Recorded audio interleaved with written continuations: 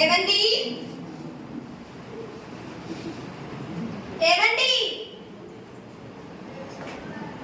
పెళ్లి చూపులు చూశారు కానీ అల్లుడు గారికి 2 చెవులున్నాయా అవి వినిపిస్తాయా అని మాత్రం చూడలేదండి. ఏం చేస్తాం, అంతా నా కర్మ. ఏవండి అబ్బా అబ్బా, ఎప్పుడు చూడు డబ్బు డబ్బు అంటున్నారు. ఇంట్లో ఖాళీగానే ఉంటున్నారు కదండి, దేవుడి సన్నిధికి వెళ్ళవచ్చు కదా. ఏంటే ఎప్పుడు చూడు ఇంట్లో అదేది సిగిస్తావు, వెళ్ళు. చూశారు కదండి, ఈయన కినబడదని మాత్రం ఒప్పుకోరు. ఎప్పుడు చూడు నా మీద ఇలా అరుస్తూ కవర్ చేసుకుంటూ ఉంటారు. ఏమిటో. ఏవండి ఏవండి, షాప్కి వెళ్ళి సరుకు ప్యాకెట్ తీసుకురండి. ఉతకాల్సిన బట్టలు చాలా ఉన్నాయి. ఈయనేంటి షాప్ ఇటుంటే అటు వెళ్తారు. ఏవండి ఏవండి. ఏంటే ఎక్కడికి వెళ్తున్నారండి? వెళ్ళి సాయంత్రం రమ్మన్నావు. ఈయనకు సగం వినపడితే సగం వినపడదు. ఓ సరుకు ప్యాకెట్ ఆ మెల్లగా చెప్పవచ్చు కదా, ఎందుకంటే గట్టిగా అరుస్తున్నా. వినపడలేదు. నేనేమో సరిగ్గా చెప్పలేదంట, గట్టిగా చెప్పాలంట.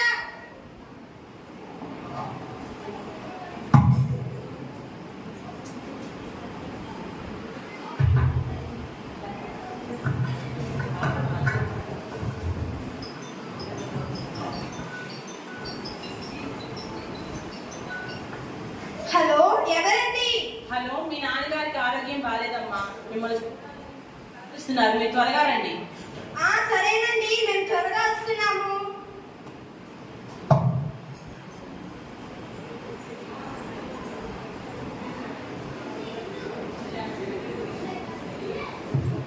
ఈయనేంటి ఇంకా రారు? టైం ఏమో ఇంత అవుతుంది. అసలుకే మా నాన్నగారికి బాగోలేదంట, ఎలా ఉందో ఏంటో. ఈయనేంటి ఇంకా రారు?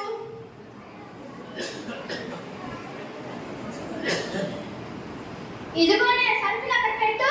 సరేనండి. ఏవండి ఏవండి, మా నాన్నగారికి ఆరోగ్యం బాగోలేదంటండి, రమ్మని కబురు పెట్టారు. నాకు చాలా పనులు ఉన్నాయి, నేను డిస్టర్బ్ చేయకు, వెళ్ళు. ఈయనకి ఇది కూడా వినపడలేదా? ఏమండి, మా నాన్నగారికి ఆరోగ్యం బాగోలేదంటండి, రమ్మని కబురు పెట్టారు. ఓహో, మీ నాన్నగారికి ఆరోగ్యం బాగోలేదా? సరే వెళ్దాంలే. సరేనండి. అరే పెద్ద చిక్కు వచ్చి పడిందే. ఇప్పుడు మామయ్య గారి దగ్గరికి వెళ్ళాలంటే తెలిసిపోతుంది, వెళ్ళకపోతేనేమో పద్ధతిగా ఉండదు. మరి ఎలాగా? సరే, మరి ఒక పని చేద్దాం. అక్కడికి వెళ్ళిన తర్వాత మామయ్య గారు అడిగే ప్రశ్నలకు నేను చెప్పే జవాబులకు ముందే రాసి పెట్టుకుందాం.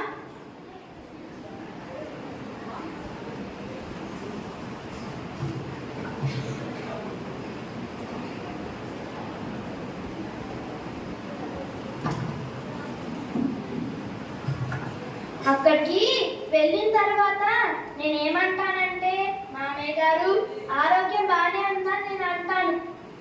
పర్వాలేదు బాబు, బాగానే ఉందని ఆయన అంటారు.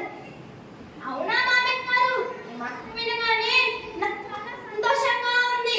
మీరు ఏ మందులు వాడుతున్నారు అని నేను అంటాను. డాక్టర్ ఇచ్చినట్టు చెప్పలేను అని గుణాసత్మనే ఉన్నానని ఆయన అంటారు. ఆ మందులే మీకు కరెక్ట్ గా సూట్ అవుతుంది మామయ్య గారు. ఆ మందులే మీకు కరెక్ట్ గా సూట్ అవుతున్నాయి మామయ్య గారు. మీరు ఏ హాస్పిటల్లో చూపించుకుంటున్నారని నేను అంటాను. ఏ గవర్నమెంట్ హాస్పిటల్లోనో ఏ ప్రైవేట్ హాస్పిటల్లోనో చూపించుకుంటున్నానని ఆయన అంటారు. మామయ్య గారు ఏమీ తెలియనట్టుంటారు కానీ నేను సెలెక్ట్ చేసి పెట్టుకుంటాను.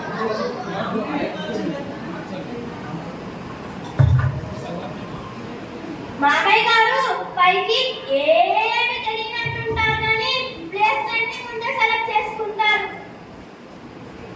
ఇప్పుడు నేను మామయ్య గారి దగ్గరికి హాయిగా వెళ్ళిపోవచ్చు.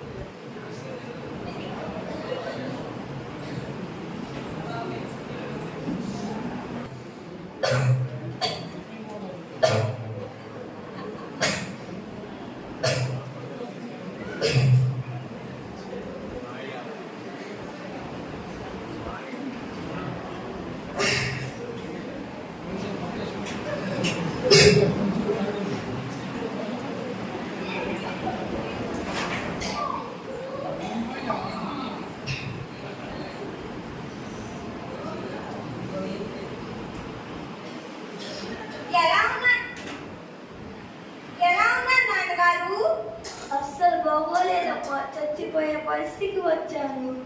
అయ్యో నాన్నగారు అలా అనమాకండి, మీకేం కాదులే మామయ్య గారు. సరేలే గాని పొద్దున్న నుంచి అమ్మ ఎదురు చూస్తుంది, వెళ్ళు. సరే నాన్నగారు.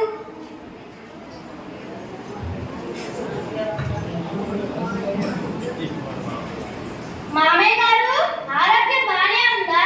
అస్సలు బాగోలేదమ్మా, చచ్చిపోయే పరిస్థితి వచ్చింది.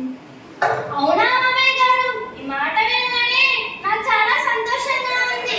మీరు ఏ మందులు వాడుతున్నారు? నేను చచ్చిపోయే పరిస్థితిలో ఉంటే నీకు సంతోషంగా ఉందా? పైగా ఏ మందులు ప్రశ్నిస్తున్నావా? ఆ మందులే మీకు కరెక్ట్ గా సూట్ అవుతున్నాయి మామయ్య గారు. మీరు ఏ హాస్పిటల్లో చూపించుకుంటున్నారు? నేను నీకు సంతోషంగా ఉందా? పైగా ఏ హాస్పిటల్లో చూపించుకుంటున్నా నన్ను ప్రశ్నిస్తున్నావా? శ్మశానంలో చూపించుకుంటున్నాను.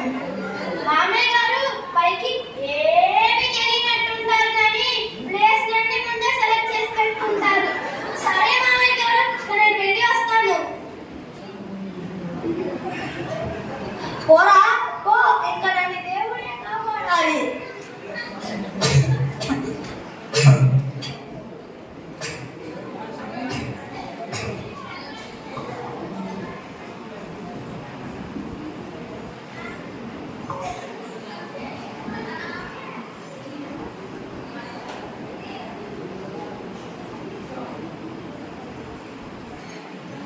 ఏమండి ఏమండి? ఏంటే? ఏమండి, నేను అడగబోయేదాన్ని మీరు కాదన్ను కదా. కొంచెం గట్టిగా చెప్పవే. నేను అడగబోయేదాన్ని మీరు కాదన్ను కదండి. ముందు విషయం చెప్పవే. ఏమండి, మా నాన్నగారికి ఏమండి, మీరు ఎలాగో చర్చికి వెళ్ళడం లేదు కదండి. విజయ ప్రార్థనా మందిరంలో క్రిస్టమస్ అంటండి, వెళ్ళి రావచ్చు కదా, నా మాట కాదనకుండా. ఎందుకే? నేను వెళ్ళినా ఏమీ అర్థం కాదు, ఏమీ వినిపించదు. ఏమండి, వెళ్ళి మూడే మూడు ముక్కలు నేర్చుకోండి చాలు. వెళ్ళి మూడే మూడు ముక్కలు నేర్చుకోండి చాలు. మూడే మూడు ముక్కలు నేర్చుకున్నానా? అవునండి, పర్వాలేదులే, వెళ్ళండి.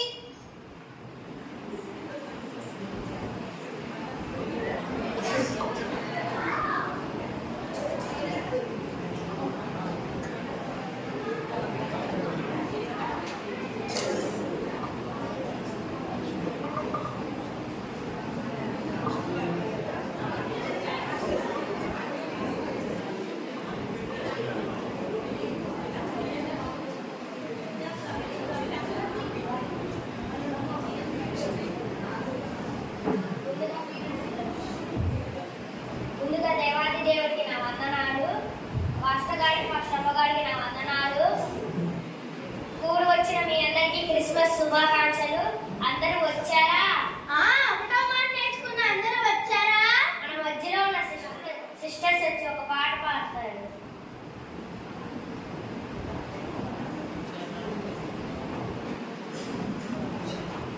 రాజాని సన్నిధిలోనే ఉన్నానయ్యా, మనసారా యేసు బ్రతికేస్తానయ్యా. రాజాని సన్నిధిలోనే ఉంటానయ్యా.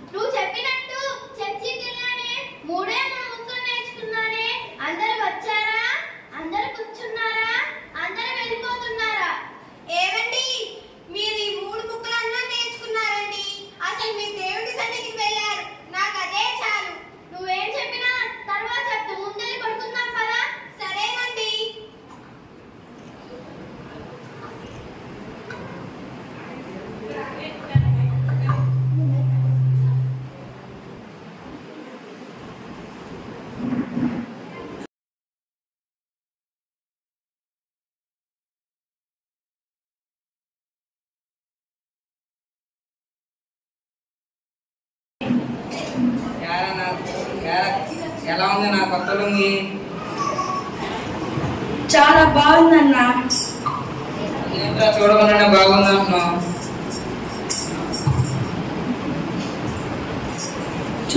చూసిన అదే టైలర్ అని చెప్పాలి కదన్నా. ఓహో అలాగా. అన్నా నీ దగ్గర దొంగతనం ట్రైనింగ్ తీసుకోవడం నా అదృష్టం అన్నా. సర్లే కానీ ముందు నేను చెప్పిన పాయింట్లు నీకు గుర్తున్నాయా? మర్చిపోయాను అన్నా. మెయిన్ గా దొంగలకి ఉండకూడదు ఏంటో తెలుసారా? ఏంటన్నా? మతి మరపు ముందు అర్జెంటుగా మర్చిపో. ఓకే అన్నా. అరే మన ఊరు వాళ్ళకి ముందు చూపు ఒకటంటే చాలదా, మనకి మాత్రం పక్క చూపు వెనక చూపు కూడా ఉండాలి. అర్థమైందా? ఓకే అన్నా. కానీ అన్నా యారా దొంగతనం చేయడం ఫస్ట్ టైం కదా అన్నా, కొంచెం భయంగా ఉందన్నా. యారా భయపడుతున్నావా? అవునన్నా. అరే నువ్వు దొంగవేలా అవుదాం అనుకుంటున్నావా? చిన్నప్పుడు మా నాన్న దొంగడు అని తిట్టేవాడు. అదైతే పెద్ద ప్రొఫెషనల్ అనుకొని దొంగనే అన్న. ప్రొఫెషనల్ కదా దొంగతనం చేయడానికి చెంపల కాయు చేతిలో బ్లేడు ఉంటే చాలన్నా, ఉండే రెండో ధైర్యం ఉంది. అర్థమైందా? ఓకే. అలాగే దొంగతనానికి ఎవరెవరు ఏ ఊరు వెళ్ళినా ఇన్ఫర్మేషన్ కలెక్ట్ చేయాలి. ఎవరింట్లోకి వెళ్ళినా డబ్బు నగలు ఏ వీరువాళ్ళు ఉన్నాయి పసిగట్టగలని. ఎవరైనా పట్టుకుంటే రన్నింగ్ చేయగలని. ఎవరైనా పట్టుకుని విదిలించుకొని పారిపోవాలి. అర్థమైందా? అర్థమైందన్నా. ఇవి అని తెలిస్తే ఏ పోలీసు అవేవాడిని కానీ దొంగతనం ఏంటన్నా? పోలీస్ ఏముందిరా, పరీక్ష రాస్తే అయిపోతుంది. కానీ దొంగ అవ్వాలంటే చాలా డెడికేషన్ ఉండాలి. ఇది మోటివేషన్ ఉండాలి కానీ పదేళ్ళి ఎదురెడ్డి గొల్ల గొల్ల చేద్దాం. నేను ఇక్కడ దొంగతనం ట్రైనింగ్ తీసుకున్నాను కదా, ఈ దొంగతనం నీ పేరు నిలబెడతాను అన్న. అరే నువ్వు దొంగతనం చేసి నా పేరు నిలబెట్టకపోయినా పర్లేదు కానీ దొరికిపోయి నా పేరు బయట పెట్టక బాగుంది. అలాంటిది ఏమీ జరగదులే. ఆ ఎదురింట్లోకి వెళ్ళి గుల్లగుల్ల చేసేద్దాం. సరే పదండ్రా.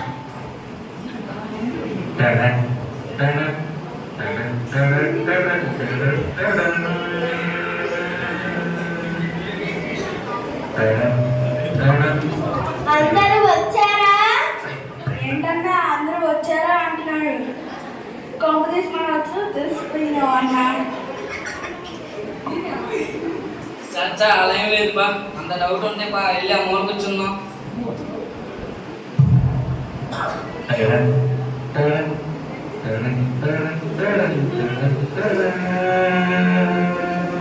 అందరూ కూర్చున్నారా? ఏంటన్నా అందరూ కూర్చున్నారా అంటున్నారు? నిజంగానే మనం వచ్చినట్టు తెలిసిపోయినట్లు ఉందన్నా. నాకు భయంగా ఉందన్నా. నేను వెళ్తున్నా రా అన్నా.